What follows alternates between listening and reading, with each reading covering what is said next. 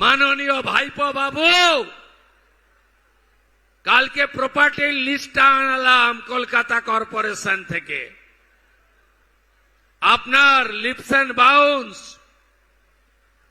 24টা property কলকাতায়, আমতলায় প্রাসাদের মতো অফিস, কতজন ঘর ছাড়া আছে দেখান না আমাকে। কি করেছেন আপনারা? দুর্নীতির বিরুদ্ধে জিরো টলারেন্স।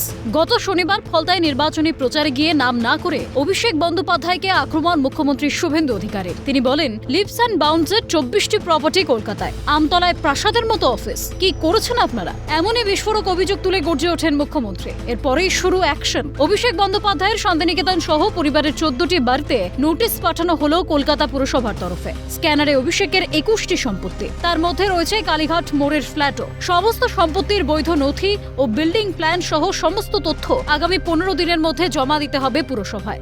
জানা যাচ্ছে, অভিষেক বন্দ্যোপাধ্যায়ের মা লতা বন্দ্যোপাধ্যায়, কাজরি বন্দ্যোপাধ্যায়, অমিত বন্দ্যোপাধ্যায় সহ পরিবারের একাধিক সদস্যদের নামে রয়েছে ওই বাড়িগুলি। কলকাতা মিউনিসিপ্যাল কর্পোরেশন অ্যাক্টের ধারা 401-এর অধীনে নোটিশ পাঠানো হয়েছে বলে খবর সূত্রে।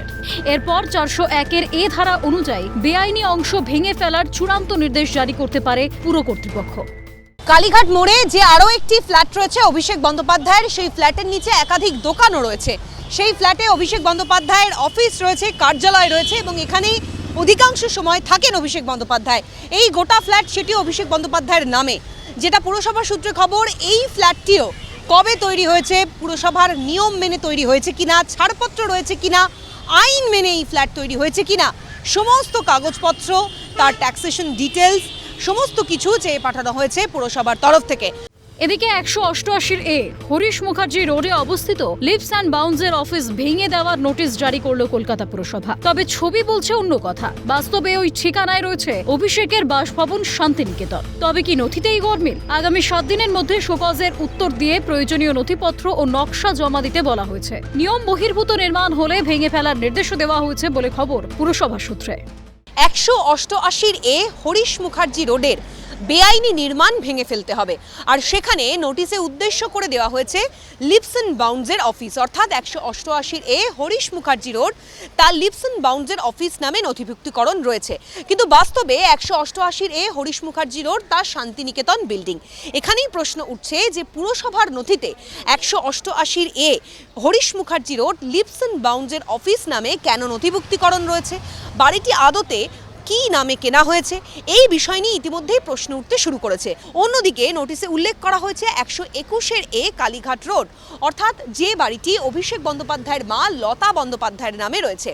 এই দুটি বাড়িরই বেআইনি নির্মাণ ভেঙে ফেলতে হবে। এবার কোন অংশে বেআইনি নির্মাণ হয়েছে তা বাড়ির মালিক নিজেরা যাচাই করবেন এবং পরবর্তীকালে তাদেরকে সময় দেওয়া হয়েছে 7 দিনের মধ্যে এই বেআইনি নির্মাণ বা বেআইনি অংশ ভেঙে ফেলতে হবে। যদি না ভাঙা হয় তাহলে পুরসভার তরফ থেকে সেই বেআইনি অংশ ভেঙে দেওয়া হবে এবং তার খরচ বহন করতে হবে বাড়ির মালিককে।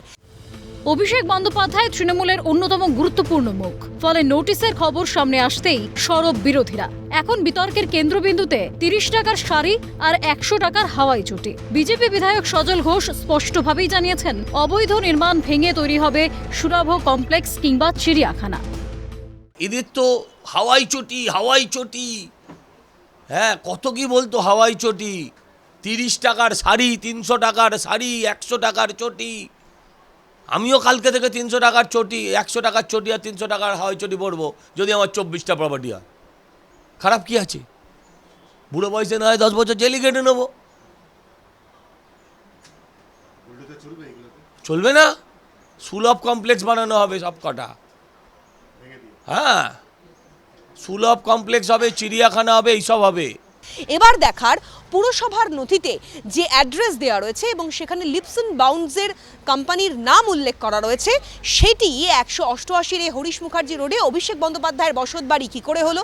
অর্থাৎ বাড়ি কেনা বেচায় সঠিক নিয়ম পালন করা হয়েছিল কিনা, পুরসভার যে নথি বা ডকুমেন্টস সেখানেও যথাযথভাবে সমস্ত কিছু নথিপত্র দেওয়া হয়েছিল কিনা, এই বিষয় নিয়েও কিন্তু ইতিমধ্যে প্রশ্ন উঠতে শুরু করেছে। এবং তার সঙ্গে সঙ্গে এই বেআইনি নির্মাণ বা বেআইনি অংশ কবে ভাঙা হয়, কারাই বা ভাঙে, তাও কিন্তু আপাততভাবে দেখবার বিষয় রয়েছে। ক্যামেরায় নিখিল দাসের সঙ্গে অভিরূপা সাহা ও খালিদ জামালের রিপোর্ট, ক্যালকাটা নিউজ।